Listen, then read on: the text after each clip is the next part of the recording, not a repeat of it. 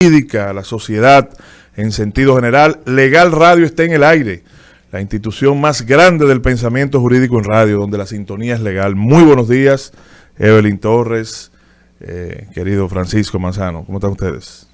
Buenos días, gracias a todos, un gran saludo a quienes nos sintonizan en el día de hoy, último sábado de agosto, aquí la entrega de Legal Radio para todos ustedes. Bienvenidos a su espacio. República Dominicana, Francisco Manzano, aquí hay que comprar alegría por Amazon, estamos cerca de las Navidades, claro, y hay un presupuesto para subsidio, entonces la cosa está bien. Bueno, vamos llegaron con ánimo. Claro que sí. Así es, así es. Bueno, muchos acontecimientos a nivel nacional, en materia jurídica, como todo el mundo sabe. Ya en República Dominicana la realidad está judicializada. Totalmente. Totalmente. No hay forma de que pase un día sin que no estemos enfrente de un hecho jurídico que comentar, que analizar, que criticar de una forma u otra. Yo digo, antes yo decía, la política está judicializada. Yo digo, ya la realidad dominicana completa. Pero yo estaba leyendo algunos periódicos, me llamaba la atención de que las primeras noticias en unas semanas, todas eran hasta una medida de coerción de Barahona, sí, un apresamiento de un pollo que se... Todo cargado. Tú lees el mundo.es o el país.es y refleja que hacen un híbrido de temas políticos, de temas deportivos, de temas... Y así, el lunes parte hacia la luna el cohete Artemia, diosa de la casa. En nombre de ella se colocó el nombre. Entonces tú te alimentas de ciertas noticias que no necesariamente son judiciales, ni tampoco políticas. República Dominicana, debemos observarnos. Sí, pero yo entiendo que tiene un aspecto, un lado positivo, el hecho de que nos estemos los ciudadanos enterando de cuáles son las incidencias que ocurren en nuestro sistema de justicia, porque en ocasiones no podíamos tener acceso a esa información y era como que había una parte de lo que no te enteraba de los acontecimientos que te afectaban y tú no te enterabas, al menos que fueras parte directa, y entiendo que es sano para la población también conocer cómo se manejan los distintos poderes. No creo que es sano, no, Evelyn. ¿Cómo que perdóname, no. Algunas cosas sí, otras no. Pero que si dieron una medida de coerción en Barahona, que si en San Francisco de Macorís hicieron un robo en una casa, que si hay o sea, debe de haber la noticia, pero esa focalización, recuérdate que los medios son el cuarto poder del Estado, que imponen la agenda en los gobiernos, en la parte económica, y son los que dirigen la política comunicacional de un determinado país. Y si estamos solamente volcados en la justicia, se olvida el plano político, las exigencias de trabajar con el gobierno, y es ahí el que debe de observarse. Porque eso es un poder judicial y un servicio ciudadano. El otro es una exigencia de cada 4 años y una rendición de cuenta constante. Entonces, eso para mí, hay 50% de cortina de humo y 50% de interés público. Ya, desde ese enfoque sí estamos de acuerdo. Es decir, hay temas que no son tan relevantes como que deban ocupar un titular de un espacio noticioso. Pero insisto que hay aspectos que sí deben salir y aflorar a la luz pública. Te voy a decir algo. Hay críticos más rebeldes de la opinión pública que dicen que los medios de comunicación trazan la verdad que se vive cada día. Porque no es menos cierto que uno se entera que tal vez hay noticiarios que te dicen cuál va a ser la línea de esa semana y la información que le va a llegar a la población. Y esa información muchas personas la convierten en su verdad, en lo que va.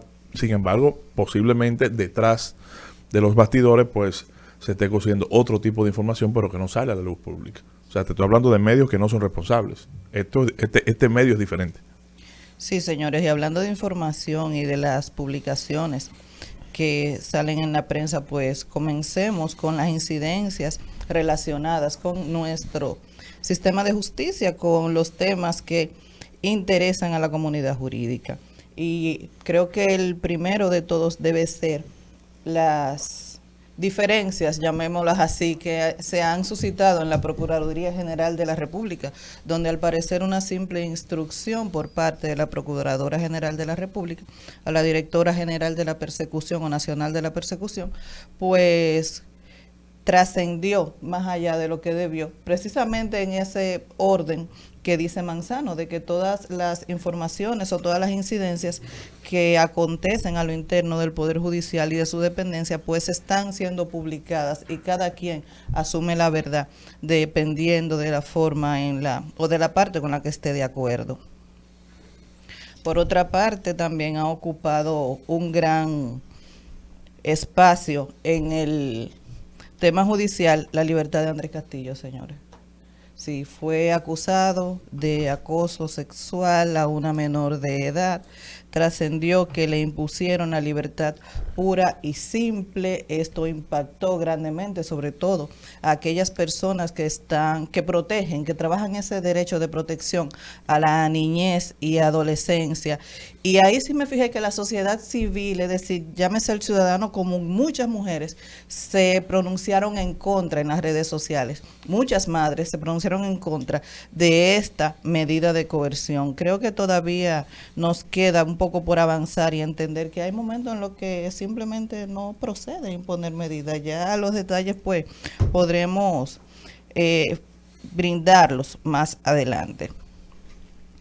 Por otro lado, y esto es un comentario que tal vez no tuvo tanta relevancia, pero sí me impactó, y un politólogo nacional que estuvo con nosotros aquí, Daniel Pou, comenta que el nuevo Código Penal que vuelve a ocupar la palestra legislativa, pues puede contener la probabilidad de imponer pena hasta de 60 años para los infractores que sean declarados culpables. Creo que es un aspecto a tomar en cuenta y que se relaciona no solamente con el tema del conocimiento de los casos, sino también trae de nuevo nuestra condición penitenciaria, la condición de las personas que guardan prisión en la República Dominicana.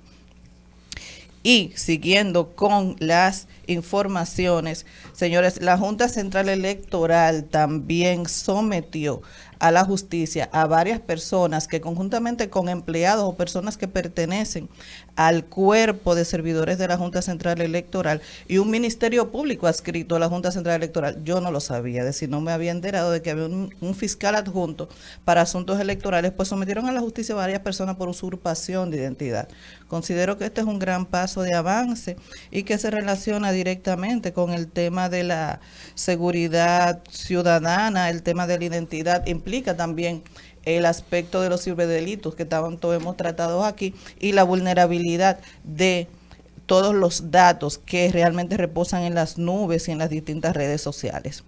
Por último, y tal vez no menos importante, pero sí fue un caso que en su momento tuvo un boom mediático, fue muy acalorado, y fue el caso de César el Abusador. Ayer pude comprobar que realmente solamente 2 personas quedan en prisión de ese proceso. 2 personas, creo que sometieron a 12, 15, 16 personas, y ha sido un caso muy debatido, donde han existido muchos incidentes, recusaciones de jueces, han reiniciado el conocimiento de la acusación y ya la mayoría de los imputados han obtenido su libertad. Pero aquí lo que me impacta favorablemente es que estamos reconociendo la aplicación del cese de la prisión preventiva que tanto problema trajo en su momento, cuando se implementó ese Código Procesal Penal que todavía muchos no acaban de entender. Así que esas han sido la noticia de hoy. Es una noticia que no deja de estar relacionada con nosotros, pero es un poco jocosa. Y es que apresaron al motorista de la Kennedy. No, pero eso lo apresaron, pero es que yo decía, pero ¿y cómo yo decía, pero yo lo compro para que me haga, es decir, yo no concibo que tú te quedes como que te pase algo así y tú te quedes inerte. ¿Por qué? Sí, pero fue apresado. Ayer realmente el vocero de la policía dio a conocer esta noticia, por lo que veo aquí es la efectividad y que sí un poco funciona el sistema de cámara del 911 y de seguridad, aunque sea en las vías principales. Así que amigos, continuamos. Bueno, pues Isidro, Ya que el hombre lo arrestaron, vámonos con el mismo motor a comerciales. Escuchas Legal Radio por Rumba 98.5. Legal Radio, Radio Legal por Rumba 98.5. Legal Radio, Radio Legal por Rumba 98.5. Tomando lo que dice el, digamos así, el pliego de noticias, yo voy a hacer una observación sobre el Código Penal y sobre el anteproyecto de Código Penal que reposa en las discusiones de la Cámara Baja para ser reintroducido en esta nueva legislatura. Yo hago una observación. Ese Código Penal como anteproyecto, cuando se comenzó a trabajar desde el año 97, que se formaron las primeras comisiones. Que tú trabajaste, es bueno decir que tú trabajaste, incidiste de manera directa en la redacción del mismo. O sea, formaste parte de un equipo. Y en la revisión, Wow. Revisamos 295 artículos, artículo por artículo. Y se hizo un trabajo encomiable para la aplicación de ese texto. Y te voy a decir algo, es uno de los pocos textos penales que tiene una parte introductoria o una parte general. Tiene la parte de la comisión de cómo se cometen los delitos, modifica la estructuración de la participación en un delito, trabaja la autoría mediata, es decir, usted utilizar una persona para no cometer usted mismo el delito, trabaja también el autor intelectual, trabaja el autor material del hecho, trabaja quien se beneficia del delito y abre la posibilidad del partícipe, el copartícipe, el autor, el cooperador necesario y el cómplice. Y trabaja en la medida en el que cuando usted quita a esa participación y el delito se mantiene, pues usted es un simple colaborador. No es esencial para la comisión del delito, pero aquel que provee las armas, que provee, digamos así, la instrumentación, pues ese sí ya tiene una condición particular. Pero también prevé las circunstancias agravantes de manera general. Y yo hice una observación, válido Gustavo, de que no tenía la forma de agravarse la pena. Las circunstancias generales, agravantes en todos los delitos, ya no las especiales que se trabajan en cada delito, no tenía el código la particularidad de agravarla. Y ahí se trabajó la diferencia en el delito de asociación de malhechor, el uso de máscara, antifaz, el término de arma, que se quedó genérico porque a partir del año 2001 se utilizó un avión como un proyectil y acabó con la red de Al-Qaeda. Entonces arma es un concepto ya en el mundo internacional muy globalizado. Ese código puede tener también alguno desuso ya y algunos artículos que ya están desfasados, que deben de ser actualizados, repensada su redacción y tratar de agrupar, aprovechar y agrupar todos los delitos especiales en leyes especiales. Evelyn, tú y yo discutíamos en el transcurso de la semana que ya las leyes en cualquier estado, todo está en el Código Penal. Ese es el código base, el códex, el digesto general, y que no debe de ser contenido en leyes especiales. La ley de, digámoslo así, de sociedades no tiene que tener una parte penal. La ley del mercado financiero no tiene que tener mercado. El Código Monetario Financiero, la ley del mercado de labores. El mismo tema de contrataciones públicas también. No debe de tener.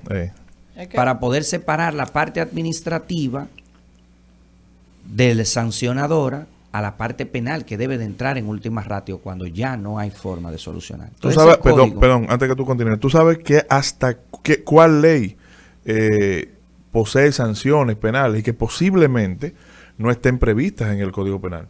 Yo lo he revisado y no recuerdo haberlo visto, que son los actos de interferencia ilícita que están, que están identificados en la Ley 188 de Seguridad Aeroportuaria, que son todos los hechos punibles que se pueden dar en el curso del abordaje y en el aeropuerto por los personal de seguridad, pasajeros, en un aeropuerto y en un vuelo en pleno en plena ejecución desde un país a otro, mientras se encuentra, por ejemplo, en el ámbito todavía territorial.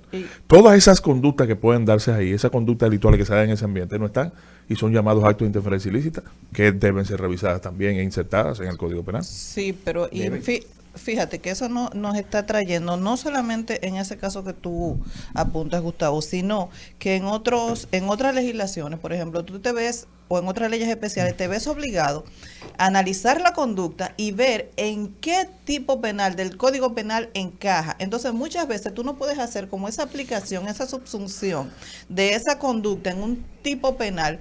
Y yo entiendo, corrígeme tú que has trabajado en investigación ya desde el punto de vista estatal, que entonces eso puede en determinado momento o debilitar alguna acusación o dejar sin posibilidad de enjuiciar alguna conducta que haya dañado a una tercera persona o haya lesionado un derecho, porque simplemente la ausencia de esa tipificación no te permite imputar a una persona por ese ilícito. No, es que el mismo texto crea la certeza, la conducta o la acción típica debe de estar descrita a perfección. Para eso es la técnica legislativa. Por eso, para una conducta ser delito debe de pasar por las escuelas sociológicas, luego las de sociología criminal, identificar la conducta, abordar la amoralidad y luego recomendarse en sede legislativa el sancionamiento.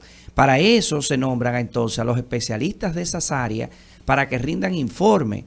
Y eso los franceses le llaman el cahier d'exercice, los trabajos de ejercicio. De hecho, te voy a decir algo. Más que la propia jurisprudencia, tanto en la Corte Interamericana como en algunas supremas cortes o tribunales supremos, se miran los trabajos legislativos para ver cuál era el alcance que se quería sancionar en las discusiones cuando se iba a hacer el texto. Antes de que entrar en un derecho racional, es decir, en una discusión del derecho por el derecho. Esos trabajos y esos levantamientos de esas actas se deben de discutir.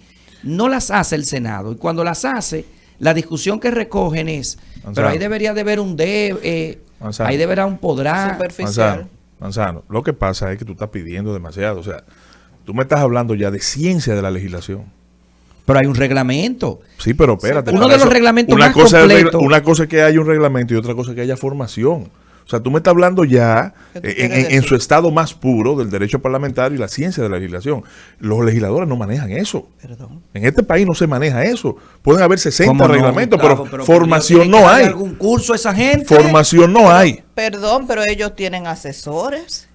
Pero que los asesores tampoco están formados en esa materia. Bueno, pero entonces. Es así. Pero, y no pueden asesorarlo a todos tampoco. Volviendo, señores. Pues entonces, deja claro y desnudo que la intención de un legislador pudiera ser tener acceso a ese paquete que rinde el barrilito. Es que el legislador, Manzano, el legislador se ha quedado vilmente en la etapa de la democracia representativa. Dependiendo cuál sea la condición y la preparación de los seres humanos de tu demarcación, en esa medida entonces surge el legislador que va a representar a esa masa, ¿verdad? Esos ciudadanos que viven en ese enclave.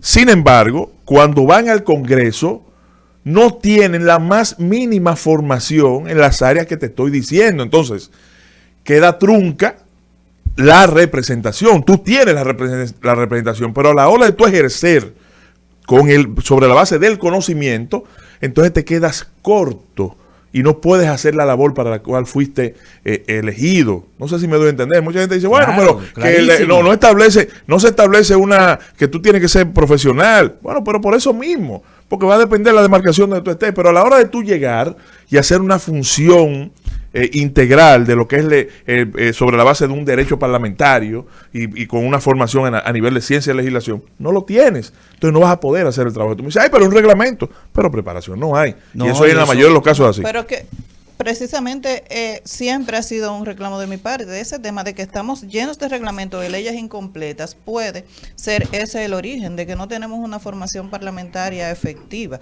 como también hay mucha ausencia de formación política. Aunque es un trayecto que tenemos que recorrer, pero debemos comenzar dando pasos en ese sentido.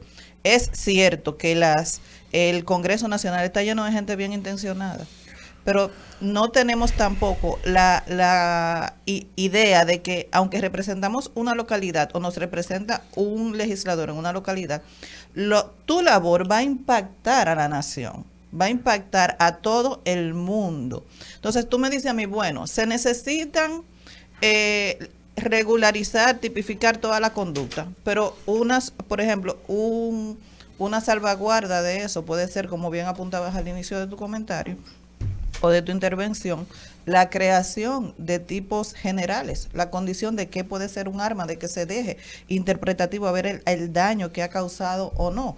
Y en ese sentido debemos estar claros y creo que debe ser tomado muy en cuenta para la futura creación de leyes, tanto sustantivas como procesales. ¿Me entiendes? Porque también debemos poner un freno, no es lo que a la imaginación de cualquiera se le pueda ocurrir, sino de lo que realmente se adapte a lo que se está ventilando. Ahora, algo me ha preocupado, y es que un código relativamente nuevo, un código penal relativamente nuevo, o sea, el proyecto, perdón, en el que tú trabajaste arduamente, Manzano, coño, me preocupa que ya tú estás diciendo que tiene que ser revisado. Entonces, tardaremos 1 o 2 años más para Sí, tener claro. un... Sí, claro. Hay que revisarlo. Ya ese código ya completamente... ¿Cuándo se concluyó la etapa ya La del revisión... proyecto? La última revisión. La última revisión fue cuando se anuló en el 2014. Se comenzaron los trabajos desde el mismo noviembre del 2014 y se entregaron los informes a través de las instituciones, digamos, que llamaron a uno a participar. Y esos informes se trabajaron. Entonces estamos hablando de que hace 8 años que se trabajó una revisión al texto. Entonces, las leyes o el mise à jour de los franceses, es decir, la puesta al día de una legislación, por obligación, ya en España, ya han reformado el código 8 veces, porque se revisa cada 2 años. Pero el Código Civil, el procedimiento civil en Francia. O sea, eso es algo que para... Bueno, pero es que yo entiendo que en materia penal hay como un mayor dinamismo de la conducta. Porque los temas contractuales como que son más estáticos. No, la materia comercial y económica. Pero como que tiene autonomía de la voluntad, es como más fácil tú poder adaptarte a una regulación más antigua. Pero la dinámica penal va mucho más rápido, va siempre como muy a la vanguardia. Sí, pero hay que hacer Mira, una llamada de atención, perdón, Manzano, es que, óyeme, ustedes trabajaron el tema 2014, 2003. Y las primeras comisiones para trabajar los principales códigos nuestros se crearon en 1997. Y todavía esas comisiones no han logrado y se han sustituidos.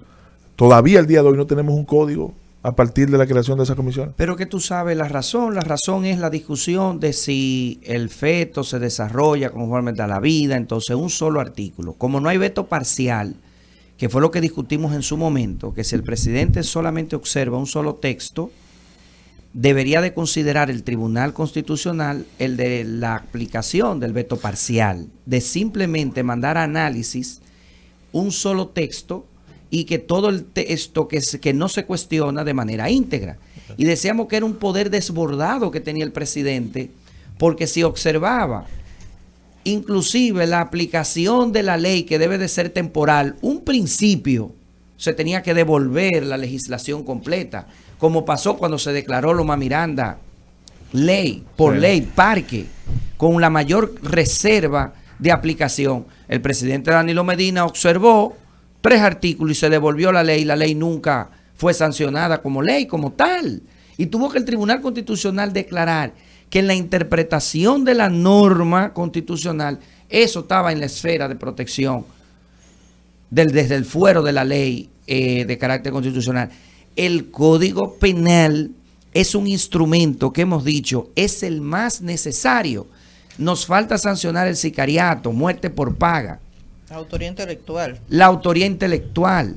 las diferentes modalidades de chantaje, las diferentes modalidades de extorsión vía vías digitales, el uso de instrumentos, de mecanismos, de los medios, digamos así, cibernéticos y sistemas de información para ocultar el delito, para planificarlo y para ejecutarlo, o como circunstancia agravante o como delito autónomo, Pero es que etcétera. Volvemos a lo mismo, es decir, tengo tantas leyes dispersas que hay momentos en que me pierdo en la tipificación. Es decir, bueno, ¿qué sucedió? ¿A qué ley voy? Entonces, como que tú no sabes por dónde vas a comenzar al momento de que tal vez te toque instrumentar o iniciar una investigación. ¿Fue un ciberdelito? ¿Por qué? Porque se usó una computadora. No, espérate, la computadora pudo ser otro tipo de herramienta.